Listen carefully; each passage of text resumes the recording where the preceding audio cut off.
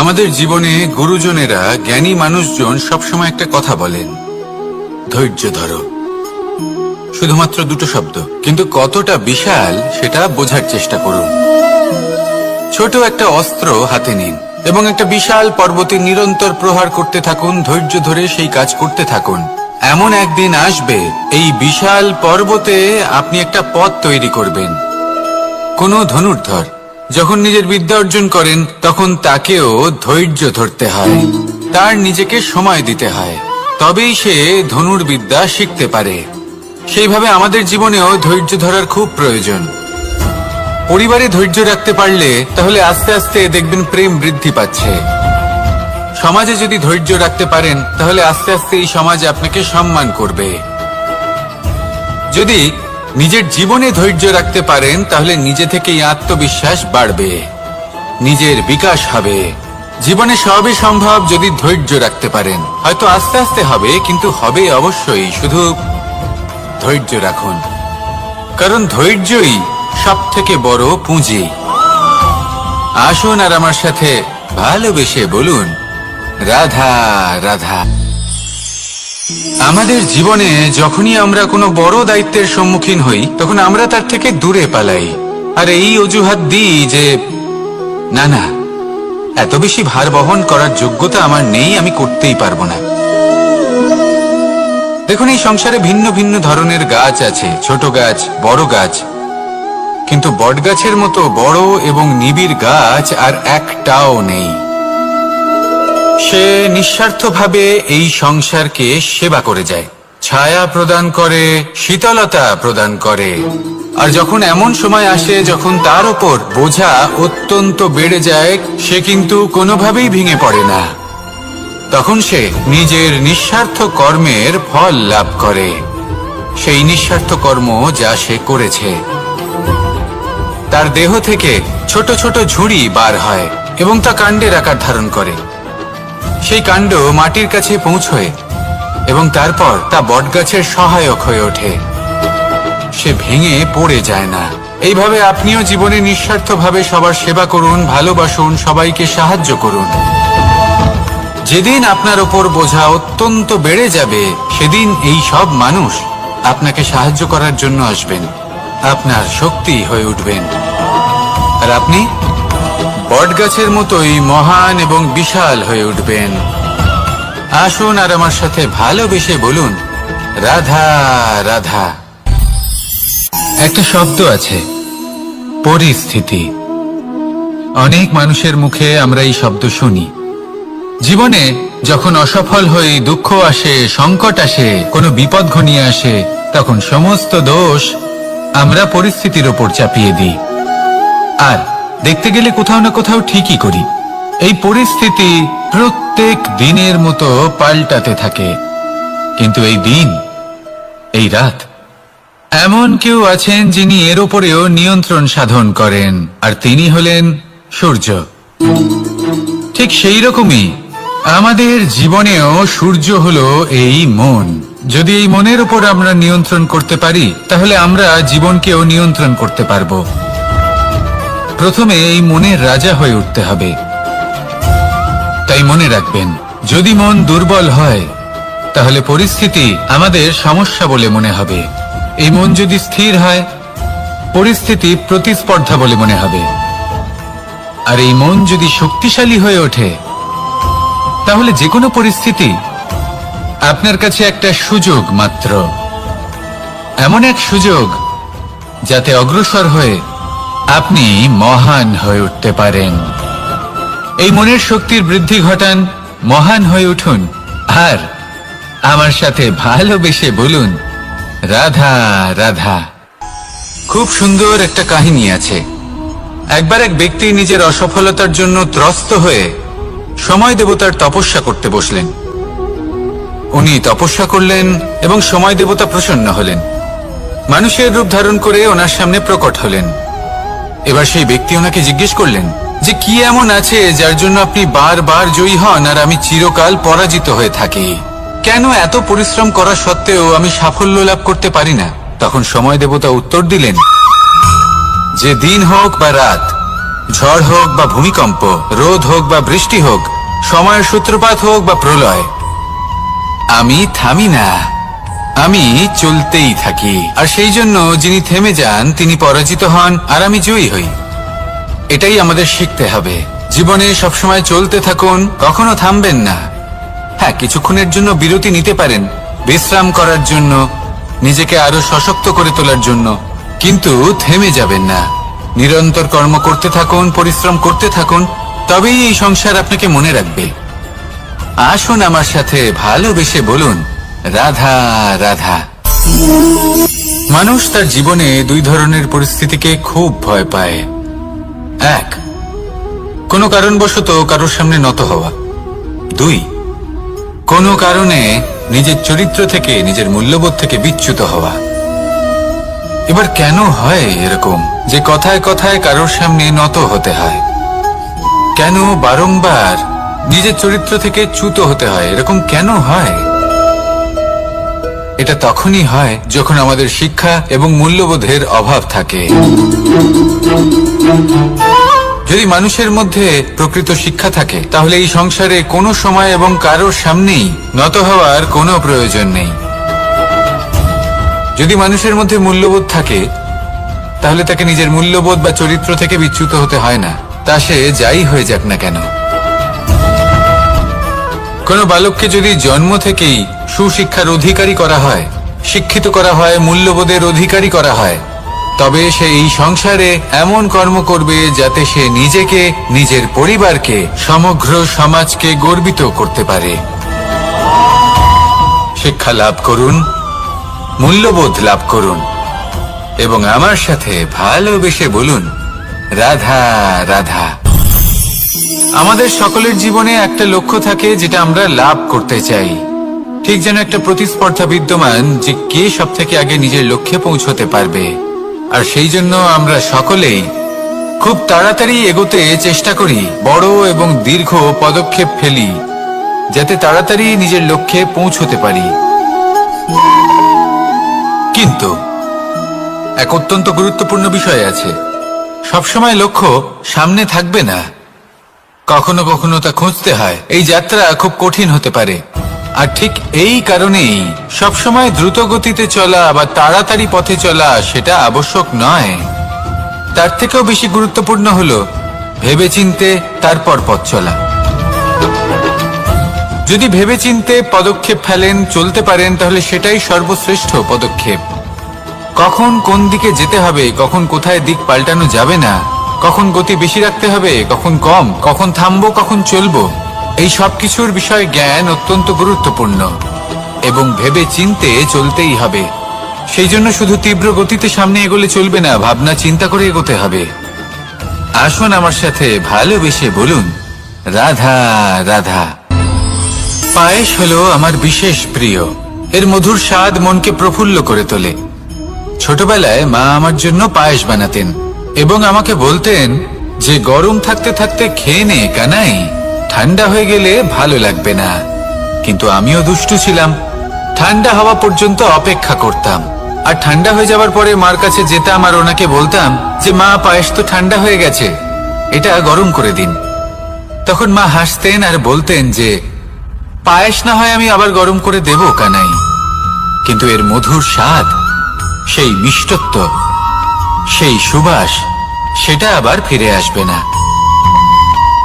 কথাটা সত্যি, আর এই সত্যটাই আমাদেরও জীবনের সত্য। আমাদের জীবনের মধুর সম্পর্কগুলি, এতে যখন কটুভাব প্রবেশ করে, তখন সেই মিষ্টত্ব ফিরিয়ে আনা প্রায় অসম্ভব ব্যাপার হয়ে যায়। আপনি চেষ্টা করে সেই সম্পর্ক ঠিক করতেই পারবেন, তার জন্য অগাধ পরিশ্রম করতে হবে, কিন্তু আবার সেই মিষ্টত্ব কখনো ফিরে আসবে না।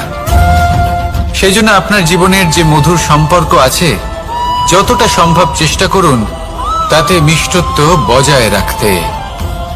কটুভাব আসতে দেবেন না।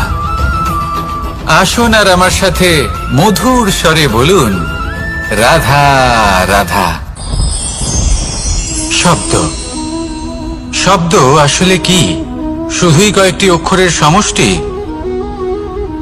নাকি আমাদের বাণী? এই শব্দ এমন এক শক্তি যা কাউকে এই নিজের বশবর্তী করে ফেলতে পারে। শব্দ এমন এক অস্ত্র যা কাউকে ক্ষত বিক্ষত করে দিতে পারে। এই শব্দ হলো একটি নাদ স্বরূপ যা কোনো ঘুমন্ত ব্যক্তিকেও জাগিয়ে তুলতে পারে এবং নিজের লক্ষ্যের দিকে অগ্রসর করতে পারে। শব্দে এত শক্তি আছে যে কারোর মনে এতটা আঘাত দিতে পারে যে সে হয়তো জীবনে আর কখনো এগোতেই পারল না। তাহলে এই শব্দের প্রয়োগ খুব ভেবেচিন্তে করবেন। এবং এই শব্দের মতোই হলো নীরবতা। অনেক সময় এই নীরবতা আমাদের সহায়ক হয়ে ওঠে। অনেক সময় এটা আমাদের অনুশোচনাকে অনেক বেশি বাড়িয়ে তুলতে পারে। ভীষ্ম পিতামহ, অঙ্গরাজ কর্ণ, যখন দ্রৌপদীর বস্ত্রহরণ হচ্ছিল তখন এনারা নীরব ছিলেন। দুর্যোধনের বিরোধিতা করেননি, ওকে বাধা দেননি। আর তারপর কি হলো সেটা আপনারা সকলে জানেন। দেখতে গেলে নীরবতা চুপ করে থাকা, কিন্তু যদি কোনো দুষ্টের সামনে চুপ করে থাকেন, যদি তার বিরোধিতা না করতে পারেন, তাহলে এই নীরবতাই অনেক বড় পাপের আকার ধারণ করে। মনে রাখবেন আর আমার সাথে ভালোবেসে বলবেন, রাধা রাধা। আভূষণ। কার না ভালো লাগে এই আভূষণ? আমরা পরিশ্রম করি, ধন অর্জন করি আর আভূষণ কিনে থাকি, কখনো নিজের জন্য, কখনো বা তাদের জন্য যাকে আমরা ভালোবাসি, বা তাদের জন্য যাকে আমরা সম্মান করি। হয়তো সেই জন্যই সীতা চূড়ামণি ধারণ করেছিলেন এবং আমি সামন্তকমণি। কিন্তু এটাই কি সেই প্রকৃত আভূষণ যা আপনার মূল্য বৃদ্ধি করে? না। শ্রীরামের আভূষণ হলো ওনার নম্র ভদ্র ব্যবহার। মাতা সীতার আভূষণ হলো ওনার সততা, ওনার নিষ্ঠা, ওনার ত্যাগ। অর্জুনের আভূষণ ছিল ওনার একাগ্রতা। রাধার আভূষণ ওনার প্রেম। এই আভূষণ কোথাও নেই, আপনার মনে আছে। যদি আপনার মনে মিষ্টতা থাকে, তা শান্ত হয়, তাতে সততা থাকে, নিষ্ঠা থাকে এবং প্রেম থাকে, তাহলে আপনার অন্য আর কোনো আভূষণের কোনো প্রয়োজন নেই। আপনি যতই ভিড়ের মাঝে থাকুন, আপনার ঔজ্জ্বল্য চোখে পড়বে। আসুন আর আমার সাথে ভালোবেসে বলুন, রাধা রাধা। এই সংসারের সবথেকে বড় সত্যি হলো জন্ম এবং মৃত্যু।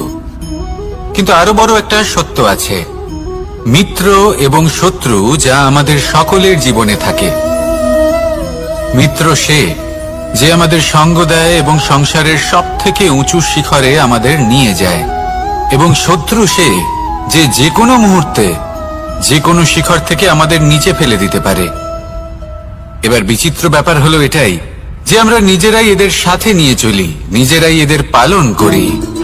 তা কি করে? প্রথমে বুঝুন এই মিত্র এবং শত্রু কারা। আপনার নিজের মন, আর কেউ নয়। এই মনই হলো মিত্র যখন তাতে ভারসাম্য বজায় থাকে, তা নিয়ন্ত্রিত থাকে, তা পবিত্র হয়। কিন্তু যদি এই মন অনিয়ন্ত্রিত হয়ে পড়ে, যদি আপনাকে সে নিয়ন্ত্রণ করতে শুরু করে, তখন সেই আপনার সবথেকে বড় শত্রু হয়। সেই জন্য এই মনের ওপর নিয়ন্ত্রণ রাখতে শিখুন, এতে ভারসাম্য বজায় রাখতে শিখুন। তাহলে আপনি এমন এক বন্ধুকে পাবেন যে আপনাকে এই সংসারের শিখরে পৌঁছে দেবে। আসুন আমার সাথে ভালোবেসে বলুন, রাধা রাধা। ঈশ্বর আসলে কে? সংসারের বেশিরভাগ মানুষের কাছে ঈশ্বর হলেন এই সংসারের রচয়িতা, পালনকর্তা। কারোর কাছে উনি জ্ঞাতা, কারোর কাছে উনি হলেন আস্থার প্রতীক, আবার কারোর জন্য শুধুমাত্র অন্ধ বিশ্বাস। কিন্তু এই ঈশ্বর কি কোনো শরীর, নাকি একটা বোধ, নাকি শুধুই শ্রদ্ধা? ঈশ্বর হলেন তিনি যিনি হলেন আপনার ইষ্ট। সেই জন্যই তো গুরু, মাতা, পিতা এনাদেরও ঈশ্বরই বলা হয়েছে। যাদেরকে আমরা ঈশ্বর বলে মনে করি, যারা আমাদের ইষ্ট, তারা আমাদের একটি পথ দেখান, একটি দিকে চালিত করেন। সেই পথে চলে আপনি শুভ কর্ম করতে পারেন। আর যখন কোনো ব্যক্তি তার ঈশ্বরের আদেশ পালন করেন, তখন সে নিজে থেকেই শুভ পথে অগ্রসর হয়ে যান। বেশ কয়েকজন মানুষ ঈশ্বরের ওপর আস্থা রাখেন এবং ভাবেন যে অনুচিত কোনো কাজ করা উচিত নয়, ঈশ্বর দেখছেন। ওনারা ভয় পান যে কোনো অনুচিত কর্ম করলে কে জানে তার পরিণাম কি হবে। এমন অনেক ব্যক্তি রয়েছেন যারা ঈশ্বরকে বিশ্বাস করেন এবং জানেন যে ঈশ্বর তাদেরকে দেখছেন। তাই যে যে শুভ কর্ম ওনারা করেছেন তার ফল তারা অবশ্যই পাবেন। এবার আপনি ভয় পেয়ে ঈশ্বরকে বিশ্বাস করবেন নাকি বিশ্বাসের দ্বারা ঈশ্বরকে বিশ্বাস করবেন, সেই সিদ্ধান্ত আপনারই। কিন্তু হ্যাঁ, যদি আপনার মনে ঈশ্বরের জন্য কোনো স্থান থাকে, যদি আপনার কোনো ইষ্ট থাকেন, যদি আপনি কাউকে ঈশ্বর মনে করেন যার প্রত্যেক আদেশ আপনি পালন করে থাকেন, তাহলে বলি ঈশ্বর কখনো আপনাকে অনুচিত পথে চালিত করবেন না।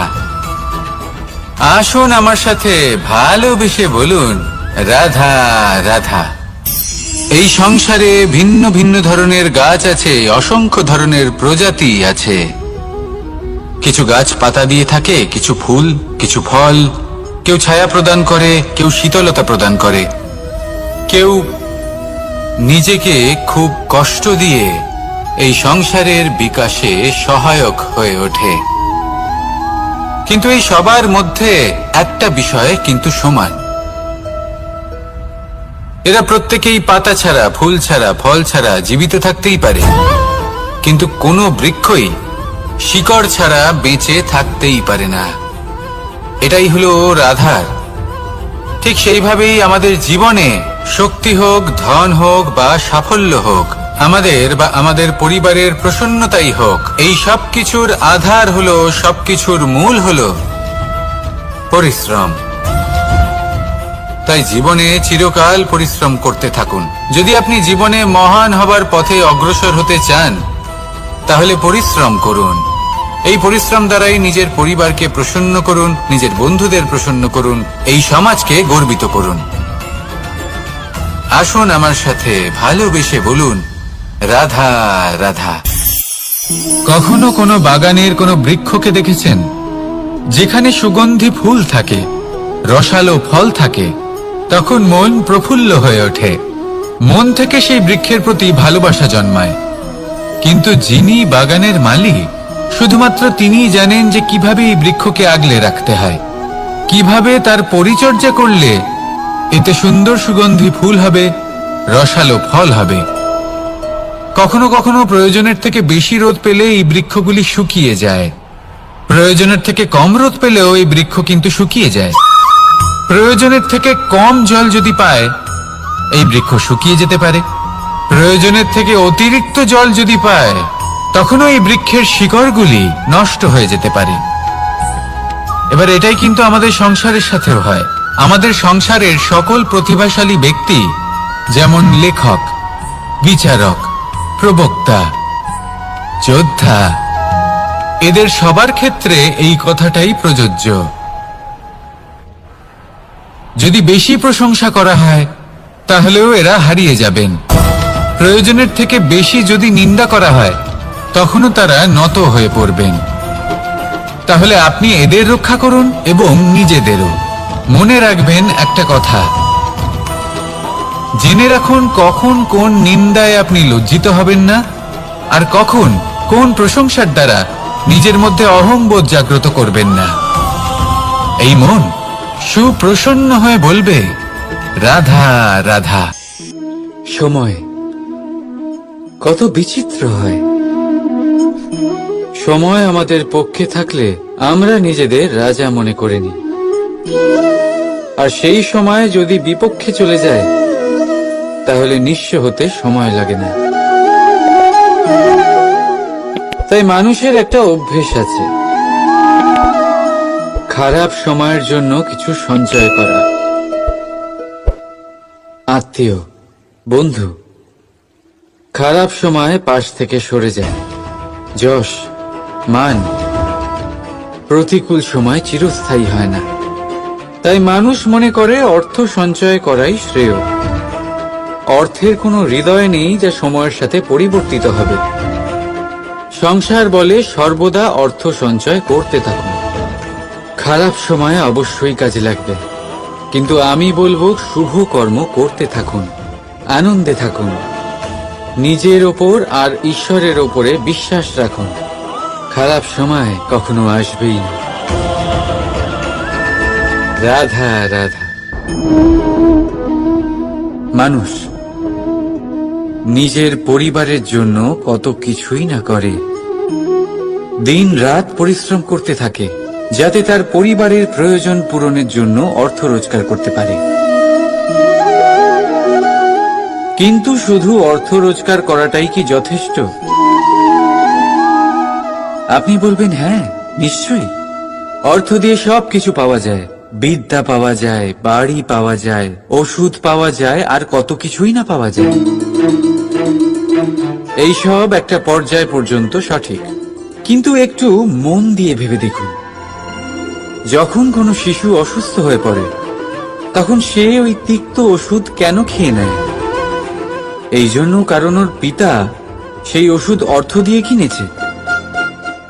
না, বরং এই জন্য কারণ তার পিতা যে তার সামনে দাঁড়িয়ে, তার উপরে তার বিশ্বাস আছে। বিশ্বাস আছে যে উনি তার কিচ্ছু হতে দেবেন না। এই বিশ্বাস, এই সংস্কার, এই শিক্ষা কখনো অর্থ দিয়ে পাওয়া যায় না। এটা পাওয়া যায় সেই সময় থেকে যা মাতা পিতা তাদের সন্তানের সাথে কাটিয়েছেন। তাই জীবনে অর্থ অবশ্যই উপার্জন করুন, কিন্তু নিজের পরিবারকেও সময় দিন, আনন্দ পাবেন। রাধা রাধা। প্রকৃতি মানুষকে এক বিশেষ শক্তি দিয়েছে, অন্য জীবের থেকে বেশি শক্তি দিয়েছে, স্মরণ শক্তি। এই শক্তি মানুষকে অন্য জীবের থেকে ভিন্ন করে, ইতিহাস রচনা করার প্রেরণা দেয়, জ্ঞানকে বংশানুক্রমে এগিয়েও নিয়ে যায়। আর যারা ভুলে যান, অধিকাংশ সময় তারা উপহাস আর দয়ার পাত্র হয়ে যান। কিন্তু এটাই কি প্রকৃত রূপে সত্য? না। এই স্মরণ শক্তি মানুষের বিকাশের সব থেকে বড় বাধা হয়ে দাঁড়ায়, তার মনকে দূষিত করে দেয়। খারাপ অভিজ্ঞতা, কারোর করা বিশ্বাসঘাতকতা, কারোর কটাক্ষ বেশিরভাগ মানুষই ভুলতে পারেন না, আর তারপর প্রতিশোধ নিতে উদ্যত হন।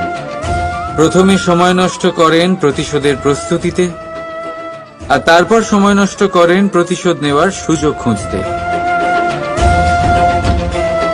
যদি সন্তুষ্টি পেতে চান, যদি জীবনে আনন্দ পেতে চান, তাহলে স্মরণ শক্তির সদ্ব্যবহার করুন। নিজের স্মরণ শক্তিকে চালনা করুন শুধুমাত্র ভালো কথা আর ভালো স্মৃতির দিকে। জীবনে আনন্দ পাবেন। রাধা রাধা। জীবন কি? এই জীবন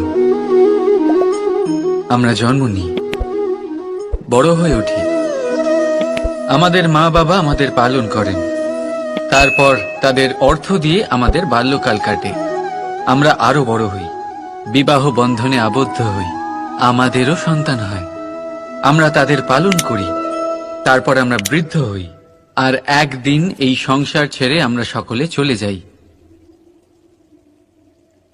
এটাই কি জীবন?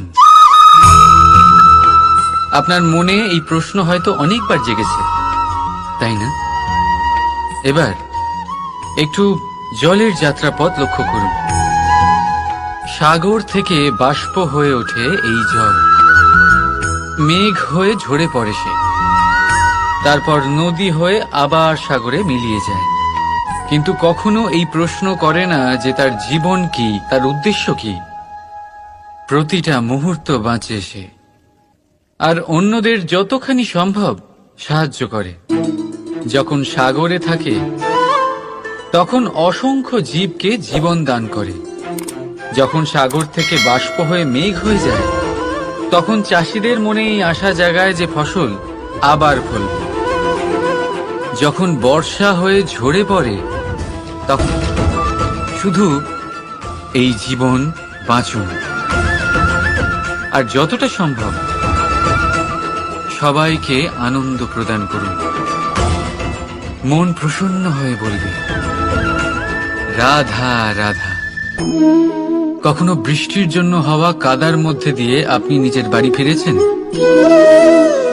পাদুকা পরার জন্য আপনি ওই কাদা থেকে অবশ্যই বেঁচে যান, কিন্তু সেই পাদুকা থেকে আগত নোংরা কাদার ছিটে আপনার বস্ত্রকে ময়লা করেই দেয়।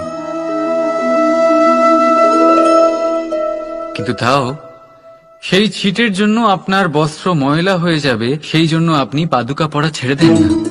ঠিক সেইভাবেই জীবনে এমন কিছু মানুষও আসেন যারা পাদুকার মতো হন, যারা আপনাকে কাদার থেকে বাঁচিয়ে নেন, কিন্তু বস্ত্ররূপী আপনার মনের উপরে আশঙ্কার দাগ ছেড়ে যান। এইসব মানুষের জন্য নিজের মন ছোট করার কোনো প্রয়োজন নেই। প্রয়োজন আছে শুধু এটা ভাবার যে আপনি নিজের পা কাদার থেকে বাঁচাবেন নাকি আপনার বস্ত্র। জীবনে গম্ভীর হওয়া ভালো কথা, কিন্তু সমস্ত বিষয় যদি গম্ভীরভাবে ভাবতে থাকেন তাহলে জীবনের আনন্দটাই শেষ হয়ে যাবে। এই সংসার অস্থায়ী, এখানে এমন কিছুই নেই যা চিরকাল জীবিত থাকবে।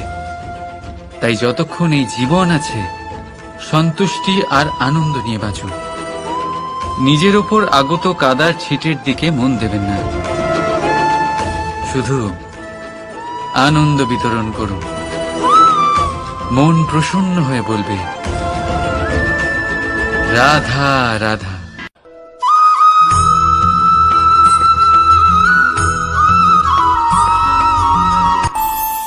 আমাদের মনে যখন কোনো প্রশ্ন ওঠে, কোনো দ্বন্দ্ব জাগে, তখন আমরা যাই আমাদের গুরুর কাছে, আমাদের আরাধ্যের কাছে গিয়ে জিজ্ঞেস করি।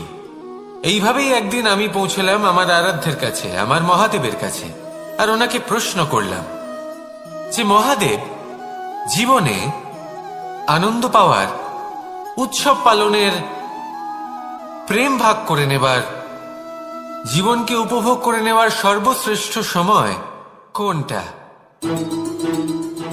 মহাদেব হাসলেন আর উনি বললেন, জীবনে উৎসব পালনের সব থেকে শ্রেষ্ঠ দিন হল মৃত্যুর ঠিক আগের দিনটা। প্রেম ভাগ করে নেওয়ার সব থেকে শ্রেষ্ঠ মুহূর্ত হল মৃত্যুর ঠিক আগের মুহূর্ত। জীবনকে উপভোগ করে নেওয়ার সর্বশ্রেষ্ঠ প্রহর হল মৃত্যুর এক প্রহর পূর্বে। তখন আমি চমকে গেলাম। আমি বললাম, কিন্তু মহাদেব, মৃত্যু তো অনিশ্চিত, আমরা জানিও না কবে আমাদের মৃত্যু হবে। মহাদেব আবার হাসলেন। উনি বললেন যে যদি আমরা এভাবে জীবন কাটাই যে আমরা জীবনের প্রত্যেক দিন, প্রত্যেক মুহূর্ত, প্রত্যেক প্রহর শেষ বলে মনে করি, তাহলে আমাদের সমস্ত জীবন আনন্দের সাথেই অতিবাহিত হবে। কি বলেন?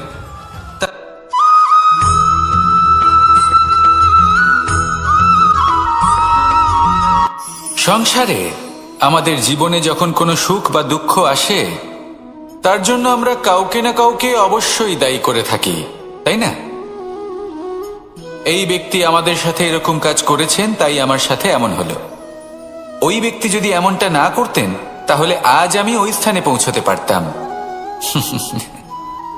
সবই আপনার দৃষ্টিভঙ্গির ওপর নির্ভরশীল, আর যদি আপনার দৃষ্টিভঙ্গি এমন হয় তাহলে তা অনুচিত। সত্যি কথা বলতে এই সংসারে ভিন্ন ভিন্ন ধরনের মানুষ আছে। এটা আপনার উপর নির্ভর করছে কিভাবে তাদের স্বাগত জানাবেন। একবার ভাবুন, আমি আমার দুটো হাত সামনে নিয়ে এলাম, দুটো মুঠো খুলে দিলাম। দুই প্রকারের মানুষ আসবেন, কিছু না কিছু দিয়ে যাবেন। এই মুঠো যদি আমি বন্ধ করে দিই তাহলে না কেউ আমাকে কিছু দিতে পারবে, না আমার কিছু যাবে আসবে। নিশ্চয়ই বুঝতে পারছেন এই দুই ধরনের ব্যক্তি কারা এবং তারা কি দিয়ে যান। আমি যদি নিজের মুঠো খুলে দিই তাহলে কিছু ভালো মানুষ আসবেন, আমাকে আনন্দ, সন্তুষ্টি, জ্ঞান প্রদান করে যাবেন, ভালো অভিজ্ঞতা দিয়ে যাবেন। কোনো খারাপ ব্যক্তি যদি আসেন তাহলে তিনিও খারাপ অভিজ্ঞতা দেবেন, যার থেকে আমি শিক্ষা লাভ করব।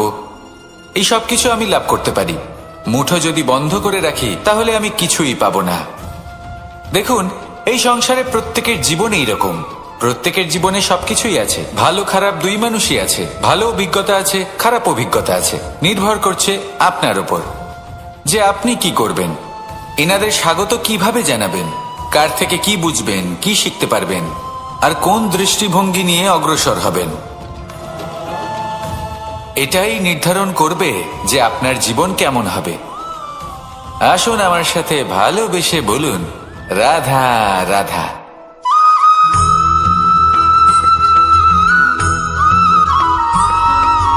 জীবনে অগ্রসর হওয়ার জন্য আমাদের কাকে প্রয়োজন হয়? মাতা পিতা, বন্ধু, প্রেম, সাহায্য, অর্থ, পরিশ্রম, আশা। ভিন্ন ভিন্ন মানুষ ভিন্ন ভিন্ন বিকল্প চয়ন করে। যদি আমি আপনাকে বলি তাহলে জয় আর পরাজয়ের মন্ত্র দুটো শব্দের উপর নির্ভর করে, মেনে নেওয়া আর দৃঢ় হওয়া। যদি মেনে নেন তাহলে হেরে যাবেন, যদি দৃঢ় হন তাহলে নিশ্চিত রূপে জয়ী হবেন। যদি কখনো আপনি ক্লান্ত হয়ে ওঠেন, আপনি দুঃখী হন, পুরোপুরি ভেঙে পড়েছেন, তখন মেনে নেবেন না যে আপনি ভেঙে পড়েছেন, নয়তো হেরে যাবেন। তখন উল্টে স্থির করবেন যে যাই হয়ে যাক না কেন আমি জয়ী হবই। আর আপনি দেখবেন যে জয় নিশ্চিত রূপে আপনার কাছেই আসবে। তাহলে এই কথা মনে রাখবেন আর আমার সাথে ভালোবেসে বলবেন, রাধা রাধা।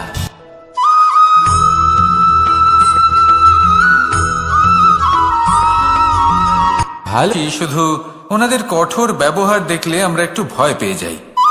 এবার ওনাদের এই কঠোর ব্যবহার আমাদের ভালো না লাগলেও অত্যন্ত আবশ্যক, কারণ মাতার থেকে আমরা যে শক্তি লাভ করি তা যেন নিয়ন্ত্রণ হারিয়ে বিধ্বংসী না হয়ে ওঠে। আমরা যেন কোনো কুপথে না চলে যাই, আমরা কখনো যেন দোষ না করে ফেলি। শুধু সেই জন্য পিতা এবং গুরু একটু কঠোর হয়ে ওঠেন, এবং ওনাদের এই কঠোর আচরণ ভবিষ্যতে গিয়ে আমরা অবশ্যই বুঝতে পারি। জীবনে কিছু বছর আমরা এগিয়ে যাই আর তারপর আমরা বুঝতে পারি যে বাবা এবং গুরু আমাদের যথেষ্ট ভালোবাসতেন, কিন্তু ওনাদের ভালোবাসার বহিঃপ্রকাশ আলাদা। প্রয়োজনীয় হলো এটা দেখার, এটা বোঝার যে শুরু থেকে আমাদের প্রতি ওনাদের আচরণ কেমন ছিল। ওনাদের কঠোর হওয়ার পেছনে ওনাদের ভালোবাসাটা বোঝার চেষ্টা করুন, ওনাদের চিন্তাটা বোঝার চেষ্টা করুন, ওনাদের পথপ্রদর্শনের আড়ালে আপনার ভবিষ্যতের জন্য যে পরিকল্পনা ওনারা করেছেন সেটা বোঝার চেষ্টা করুন। তখন আপনারা বুঝতে পারবেন ওনাদের ভালোবাসাকে। আপনার মনের মধ্যে আপনা থেকেই ওনাদের প্রতি সম্মান জেগে উঠবে। নিজের পিতা এবং নিজের গুরু এই দুজনের প্রতি কৃতজ্ঞতা প্রকাশ করুন আর আমার সাথে ভালোবেসে বলুন, রাধা রাধা।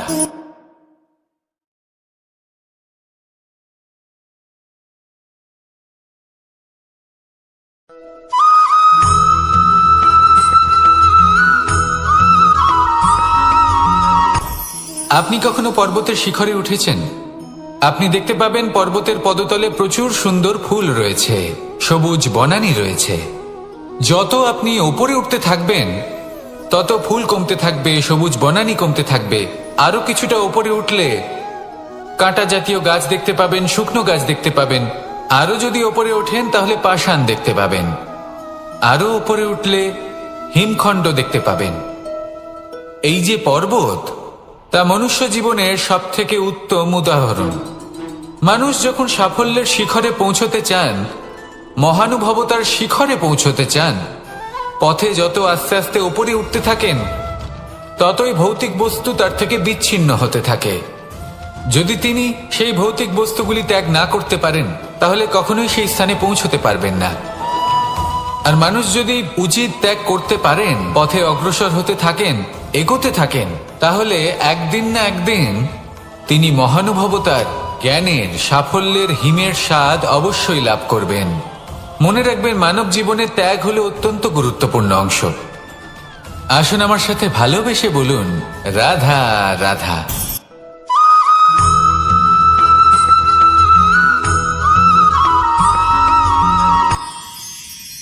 মানুষ তার জীবনে দুই ধরনের পরিস্থিতিকে খুব ভয় পায়। এক, কোনো কারণবশত কারোর সামনে নত হওয়া। দুই, কোনো কারণে নিজের চরিত্র থেকে, নিজের মূল্যবোধ থেকে বিচ্যুত হওয়া।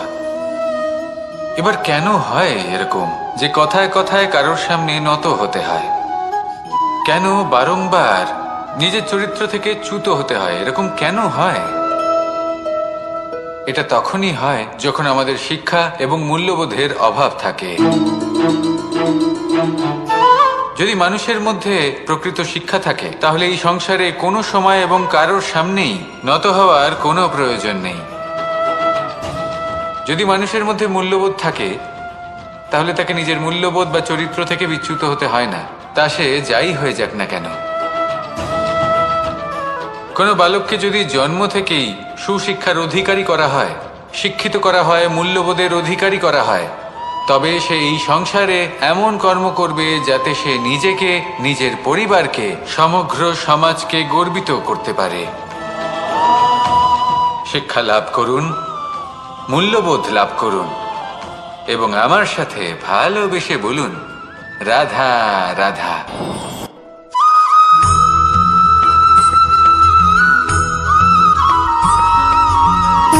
সুখ, দুঃখ এবং শক্তি, এই তিন হলো এই সংসারের ত্রিদেবের মতো। আমাদের জীবনে যা কিছু ঘটছে এই তিনটির ভিত্তির উপরেই হচ্ছে। আসলে এই সংসারের একটা নিয়ম আছে, যখনই আপনি কিছু লাভ করেন এই সংসার আপনার পরীক্ষা নেয়। এটা জানার জন্য আপনার পরীক্ষা নেয় যে আপনি যা কিছুই লাভ করেছেন আপনি কি আদৌ সেটার যোগ্য কিনা। ঠিক সেইভাবেই এই সুখ, দুঃখ এবং শক্তি আপনার পরীক্ষা নিয়ে থাকে। যখন সুখ আসে তখন সে আপনার পরীক্ষা নেয় যে আপনার মধ্যে অহংবোধ জাগ্রত হয়নি তো। যদি অহংবোধ চলে আসে তাহলে সুখ সেখানেই সঙ্গ ত্যাগ করে। দুঃখ আপনার ধৈর্যের পরীক্ষা নিতে থাকে, আর যদি আপনার মধ্যে ধৈর্য না থাকে তাহলে এটা আপনাকে আরো বেশি দুঃখের গভীর অন্ধকারে ঠেলে দেবে। সেখানে শক্তি পরীক্ষা নেয় আপনার বিনম্রতার। যদি আপনি বিনম্র না হন তাহলে হয় এই শক্তি আপনার সঙ্গ ত্যাগ করবে, নয় এই শক্তি বিনম্রতার অভাবে আপনার পতনের কারণ হতে পারে। এই সংসারে যে কোনো ব্যক্তি যিনি এই পরীক্ষায় উত্তীর্ণ হয়ে থাকেন এই জীবনে তিনি সাফল্য লাভ করেন। আসুন আমার সাথে ভালোবেসে বলুন, রাধা রাধা।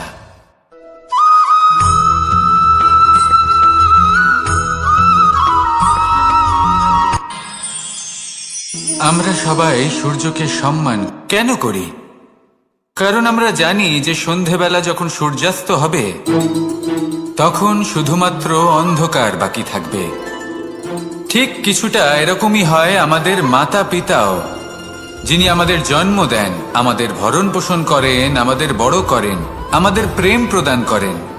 কখনো কখনো তাদের মুখ থেকে কটু কথা নিঃসৃত হয়, আমাদের দুঃখ হয়, কিন্তু তখন আমাদের এটা বোঝা উচিত এগুলি নিঃসৃত হচ্ছে আমাদেরই মঙ্গলের জন্য।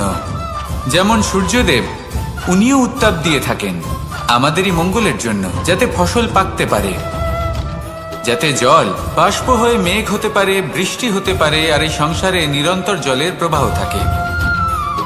আমাদের মাতা পিতা, তাদের কঠোর আচরণ, তাদের কঠোর অনুশাসনের পেছনে লুকিয়ে থাকে ওনাদের ভালোবাসা। আমাদের তা বুঝতে হবে, সসম্মানে ওনাদের গ্রহণ করতে হবে। কারণ ঠিক সূর্যাস্তের পরে যেমন চতুর্দিক অন্ধকারচ্ছন্ন হয়ে যায়, তেমনি আমাদের জীবন থেকে যখন আমাদের মাতা পিতা চলে যায় তখন আমাদের জীবনেও শুধু এবং শুধুমাত্র অন্ধকারই ছেয়ে থাকে। সেই জন্য নিজের মাতা পিতাকে সম্মান করুন, ওনাদের ভালোবাসা প্রদান করুন। এই মন আর এই জীবন প্রসন্ন হয়ে বলবে, রাধা রাধা।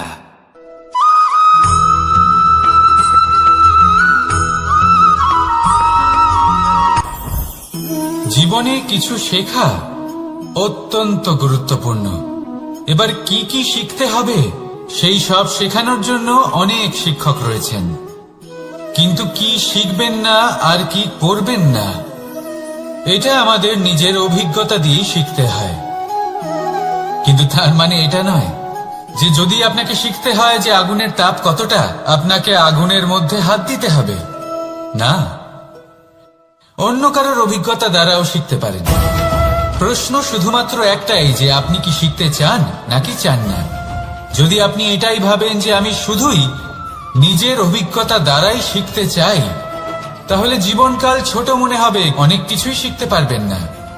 তাই নিজের সাথে সাথে বড়দের অভিজ্ঞতার দ্বারাও শেখা শুরু করে দিন।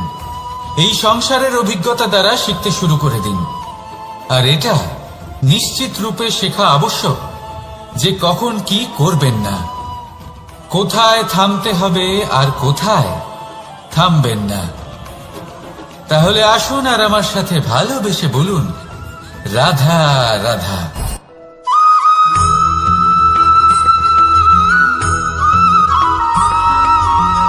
এই সংসারে সব থেকে বেশি কোমল বস্তু হলো রেশম। এই রেশম এতটাই কোমল হয় যে এর পুরো একটা থান শুধুমাত্র একটা হাতে ধরা সম্ভব। কখনো ভেবে দেখেছেন এই রেশম কিভাবে হয়? একটি কীট তার লালার দ্বারা উৎপন্ন হয়। এই কীট সেই রেশমকে পাক দিতে থাকে, পাক দিতেই থাকে আর আস্তে আস্তে তার মধ্যেই জড়িয়ে পড়ে। শেষে ওর এই সুন্দর অমূল্য সৃষ্টি রেশমের এই সুতো তার নির্মাণ কার্য পূর্ণ হয়, কিন্তু তাতেই ও নিজে বন্দী হয়ে যায়। নিজেরই মায়াজালের এই বন্দী গৃহে নিজেই ফেঁসে যায়। এবার এই সুতোকে ব্যবহারযোগ্য করে তোলার জন্য এই কীটগুলিকে এই কবচের সাথেই ফুটন্ত জলে ফেলে দেওয়া হয়।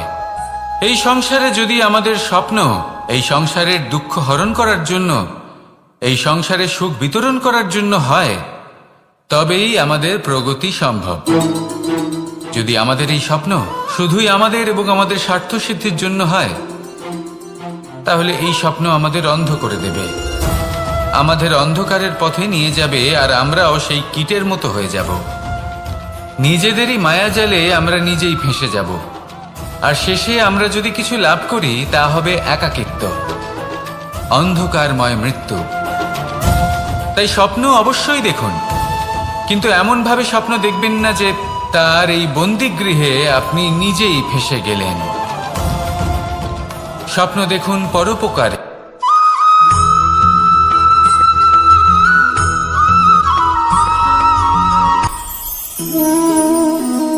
শক্তি এক অত্যন্ত বিচিত্র বস্তু, বা বলতে পারেন অনুভূতি। পিতা সবসময় চান যেন তিনি তার শক্তি পুত্রকে। আসুন আপনাকে সহজে বোঝাই। যদি আপনি সুপাত্র হন আর আপনাকে শক্তি দেওয়া হয়, তাহলে আপনি সেই শক্তির গুরুত্ব বুঝবেন, কোথায় সেই শক্তি প্রয়োগ করা উচিত সেটা বুঝবেন। আর এটা যেহেতু অর্জন করা শক্তি হবে, সেই শক্তির অপব্যবহার হবে না। কিন্তু যদি এই আপনি কুপাত্র হন আর যদি আপনাকে এই শক্তি দেওয়া হয়, তাহলে কি হবে? দেখতে গেলে এই শক্তি আপনি দান হিসেবে পেয়েছেন, তাই না আপনি এই শক্তির গুরুত্ব বুঝবেন আর না এর প্রয়োগ আপনি জানবেন। তার অপব্যবহার হওয়া সুনিশ্চিত। তাই যদি আপনি কোনো শক্তি অর্জন করতে চান, তাহলে আগে তার যোগ্য হয়ে উঠুন, পুত্র নয় পাত্র হয়ে উঠুন।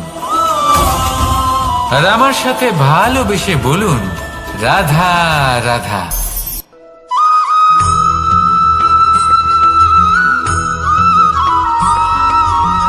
এই সংসারে প্রত্যেক মানুষ এটাই চান যে তিনি যেন ধনবান হন, আর্থিক অবস্থা তার ভালো থাকে, ওনার বাড়িতে লক্ষ্মীর আগমন হয়।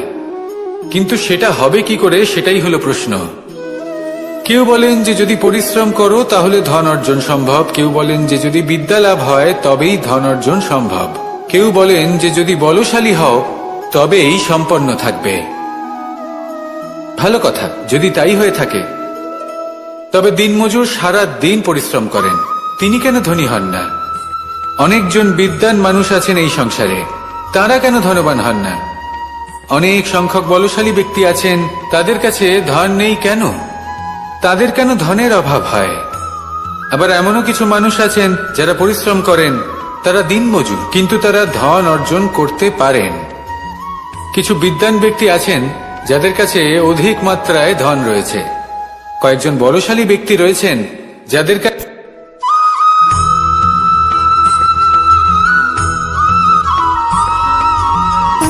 সুখ, দুঃখ এবং শক্তি, এই তিন হলো এই সংসারের ত্রিদেবের মতো। আমাদের জীবনে যা কিছু ঘটছে এই তিনটির ভিত্তির উপরেই হচ্ছে। আসলে এই সংসারের একটা নিয়ম আছে, যখনই আপনি কিছু লাভ করেন এই সংসার আপনার পরীক্ষা নেয়। এটা জানার জন্য আপনার পরীক্ষা নেয় যে আপনি যা কিছুই লাভ করেছেন আপনি কি আদৌ সেটার যোগ্য কিনা। ঠিক সেইভাবেই এই সুখ, দুঃখ এবং শক্তি আপনার পরীক্ষা নিয়ে থাকে। যখন সুখ আসে তখন সে আপনার পরীক্ষা নেয় যে আপনার মধ্যে অহংবোধ জাগ্রত হয়নি তো। যদি অহংবোধ চলে আসে তাহলে সুখ সেখানেই সঙ্গ ত্যাগ করে।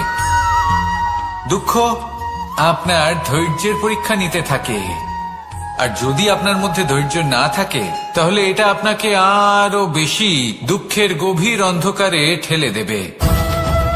সেখানে শক্তি পরীক্ষা নেয় আপনার বিনম্রতার। যদি আপনি বিনম্র না হন তাহলে হয় এই শক্তি আপনার সঙ্গ ত্যাগ করবে, নয় এই শক্তি বিনম্রতার অভাবে আপনার পতনের কারণ হতে পারে। এই সংসারে যে কোনো ব্যক্তি যিনি এই পরীক্ষায় উত্তীর্ণ হয়ে থাকেন এই জীবনে তিনি সাফল্য লাভ করেন।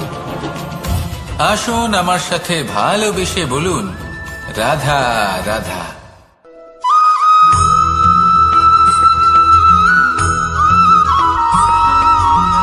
পঞ্চতত্ত্বের মধ্যে দ্বিতীয় তত্ত্ব হল ধরণী, ভূমি, যাকে আমরা ধরণী মাতা বলি। এই ধরণী ধৈর্য ধারণ করে, আর এর উপরেই আমাদের সমগ্র সংসার নির্ভরশীল। কারণ এই ভূমি সহ্য ক্ষমতা রাখে, এর সহ্য ক্ষমতা হল অপরিসীম। সন্তান যতই আঘাত প্রদান করুক না কেন প্রেম পূর্বক সহ্য করে, আর তার বদলে অমূল্য রত্ন প্রদান করে। সন্তান যদি হাল চালায় তাহলে তার বদলে তাকে অন্ন প্রদান করে। এটাই হলো ধরণী। এবার এর থেকে আমরা কি শিক্ষা পেতে পারি? এটাই যে কারোর জন্য কিছু করা বা কাউকে কিছু দেওয়া মনে কোনো কামনা ছাড়াই। আর এই কথাটা বুঝে যান, যদি কারোর জন্য কামনা না রেখে বা কোনো পাওয়ার আশা না রেখে কারোর জন্য কিছু করেন বা কারোকে কিছু দেন, যদি এটা আপনি শিখতে পারেন তবে আপনি ভালোবাসতে শিখে গেছেন। আর সেই জন্যই এই ধরিত্রীকে মাতা বলা হয়। কারণ মাতা শুধু উনি নন যিনি গর্ভে সন্তানকে ধারণ করেন, মাতা তো উনিও যিনি জীবন বাঁচতে শেখান, যিনি জীবন বাঁচার উদাহরণ প্রদান করেন। তাহলে ধরণীর থেকে এই নিঃস্বার্থ ভাব শিখুন, নিঃস্বার্থ ভালোবাসা শিখুন, আর এই ভালোবাসার সাথেই বলুন, রাধা রাধা।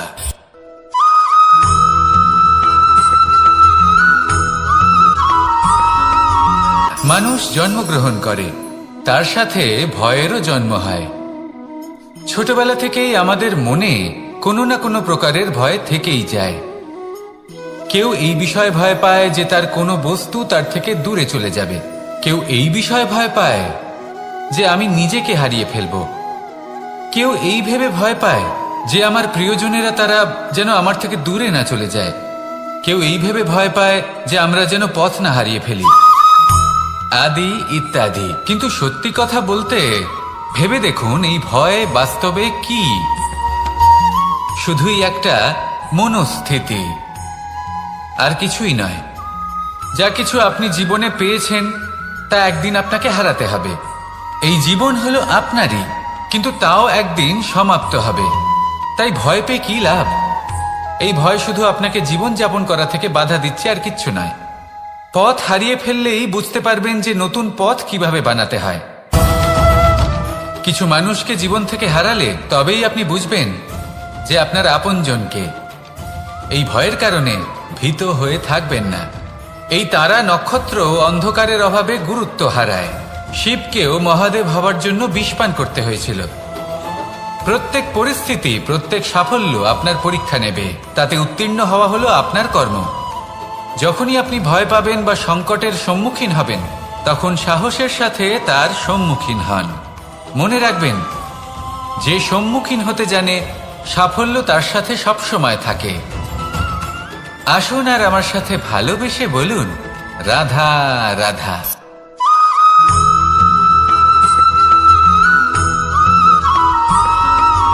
জীবনে অগ্রসর হওয়ার জন্য আমাদের কাকে প্রয়োজন হয়? মাতা পিতা, বন্ধু, প্রেম, সাহায্য, অর্থ, পরিশ্রম, আশা। ভিন্ন ভিন্ন মানুষ ভিন্ন ভিন্ন বিকল্প চয়ন করে। যদি আমি আপনাকে বলি, তাহলে জয় আর পরাজয়ের মন্ত্র দুটো শব্দের উপর নির্ভর করে, মেনে নেওয়া আর দৃঢ় হওয়া। যদি মেনে নেন তাহলে হেরে যাবেন, যদি দৃঢ় হন তাহলে নিশ্চিত রূপে জয়ী হবেন। যদি কখনো আপনি ক্লান্ত হয়ে ওঠেন, আপনি দুঃখী হন, পুরোপুরি ভেঙে পড়েছেন, তখন মেনে নেবেন না যে আপনি ভেঙে পড়েছেন, নয়তো হেরে যাবেন। তখন উল্টে স্থির করবেন যে যাই হয়ে যাক না কেন, আমি জয়ী হবই।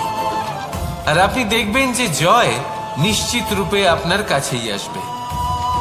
তাহলে এই কথা মনে রাখবেন আর আমার সাথে ভালোবেসে বলবেন, রাধা রাধা।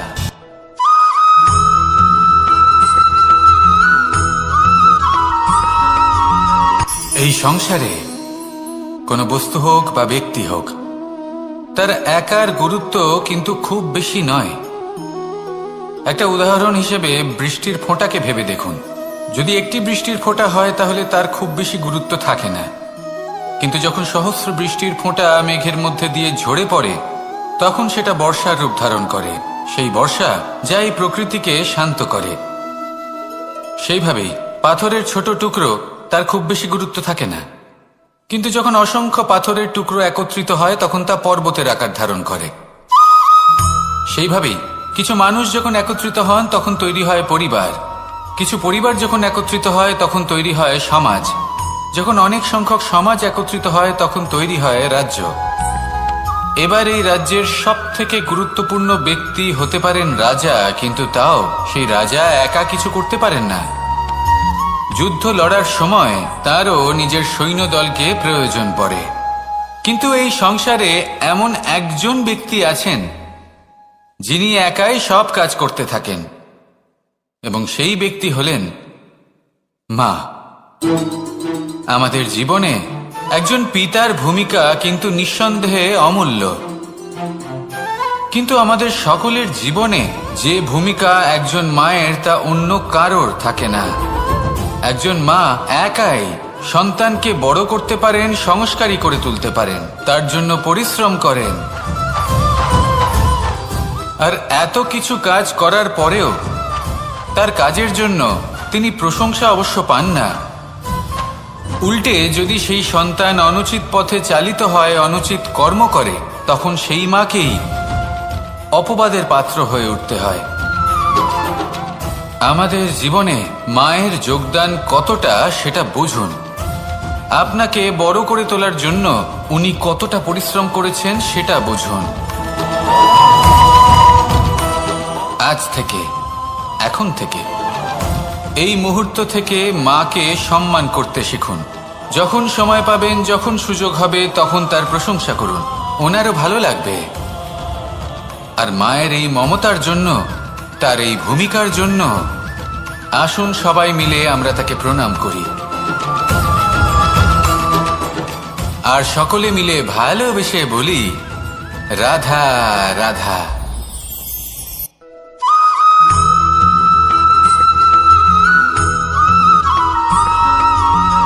এই সংসারের সব থেকে গুরুত্বপূর্ণ তত্ত্ব কোনটা? প্রথম হলো সময়।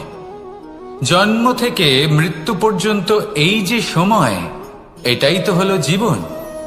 দ্বিতীয় হলো জীবন, যাতে আমরা সময়ের সদ্ব্যবহার করি, শ্রেষ্ঠ থেকে শ্রেষ্ঠতর কাজ করার চেষ্টা করি, বহু বছরের এই পরম্পরা, এই সংস্কৃতিকে এগিয়ে নিয়ে যাওয়ার চেষ্টা করি, এই সংসারে আমরা অংশগ্রহণ করতে চেষ্টা করি। তৃতীয় হলো ধন, সেই ধন যা প্রত্যেক ব্যক্তি অর্জন করতে চেষ্টা করেন। এবার এই তিনটি তত্ত্বের মধ্যে একটা সামঞ্জস্য আছে, সমান ব্যাপার আছে, সে ধনই হোক বা সময় হোক বা হোক জীবন। আর সেই সমান ব্যাপার হলো যে যদি আপনি এটা গণনা করতে থাকেন তাহলে তা কমতে থাকে, যদি আপনি এটা ব্যবহার করেন তাহলে তা বাড়তে থাকে। একে সংগঠিত করে রাখতে চেষ্টা করলে এ হাত থেকে ফসকে যায়, কিন্তু যদি আপনি একে সামলে রাখতে শিখে যান তাহলে এমন কাজ করবেন যাতে সংসারের সাথে সাথে পরবর্তী প্রজন্ম লাভবান হবে। যদি কিছু শিখতে চান তাহলে সামলাতে শিখুন, গণনা করা বা সংগঠিত করা নয়। আসুন আর আমার সাথে ভালোবেসে বলুন, রাধা রাধা।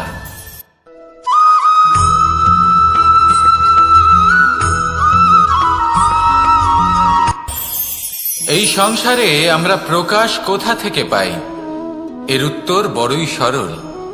ভোরে যখন সূর্যোদয় হয় তখন প্রকাশের কিরণ আমাদের ঘরে এসে পৌঁছয়, এইভাবেই আমরা প্রকাশ লাভ করি।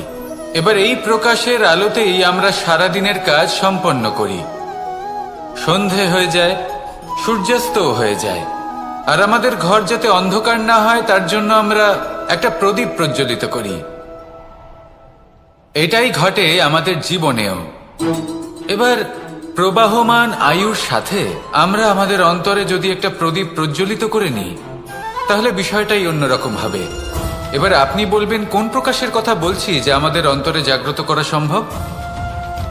আমাদের আত্মার মাঝে প্রেমের প্রকাশ জাগ্রত করার কথা বলছি, কারণ আমাদের এই জীবন এও হলো দিনের আলোর মতো। আজ প্রকাশ আছে কিন্তু কোনোদিন অবশ্যই অস্ত হবে, কিন্তু অস্ত হবার আগে যদি আমরা আমাদের আত্মার মাঝে প্রেমের এই প্রকাশ উজ্জ্বলিত করে নিই তাহলে আমাদের সন্ধ্যাকালও আমরা আনন্দে এবং প্রেমে যাপন করব। তাহলে আসুন আর আমার সাথে ভালোবেসে বলুন, রাধা রাধা।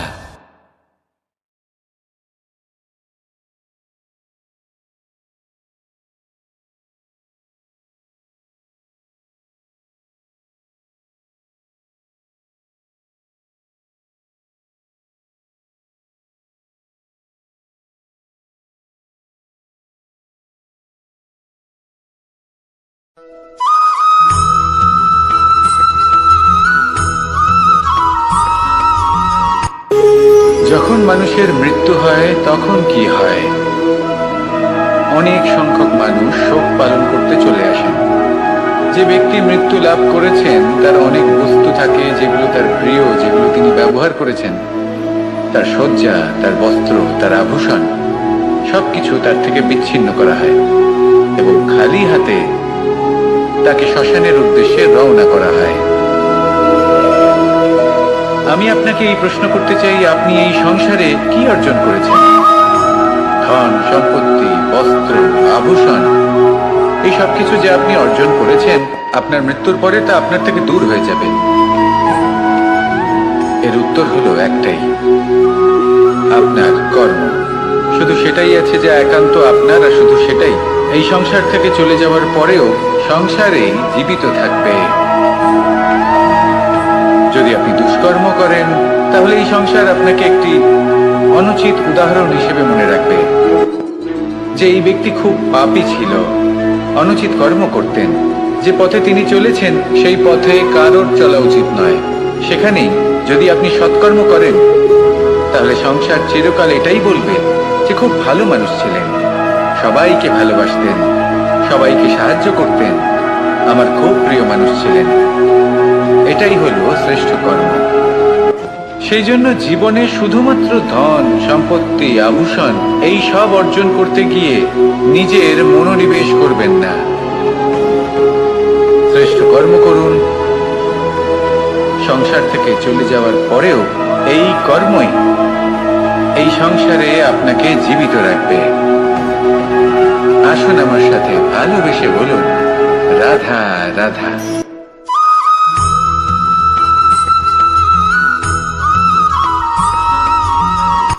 এই সংসারে সাফল্য লাভ করার জন্য জ্ঞানের প্রয়োজন হয়, পরিশ্রমের প্রয়োজন হয়, দৃঢ় নিষ্ঠার প্রয়োজন হয়, নিরন্তর চেষ্টা করা প্রয়োজনীয়। কিন্তু আরো কিছু আছে যা অত্যন্ত প্রয়োজনীয় এবং গুরুত্বপূর্ণ। তা হলো ভালো বন্ধু। তাদের থাকা অত্যন্ত প্রয়োজনীয়। যদি ভালো বন্ধু থাকে তাহলে সময় এলে তারা ঢাল হয়ে আপনাকে সুরক্ষা করবেন। সময় এলে অস্ত্রের মতো শত্রুকে সংহারও করবেন। যদি তিনি জ্ঞানী হন, তাদের মধ্যে সদ্গুণ থাকে, তাহলে এই সব গুণ আপনার মধ্যেও প্রবেশ করবে। তাহলে সাফল্যের জন্য ভালো বন্ধু পাওয়া অত্যন্ত প্রয়োজনীয়। কিন্তু শুধু বন্ধু কেন, ভালো শত্রুও থাকা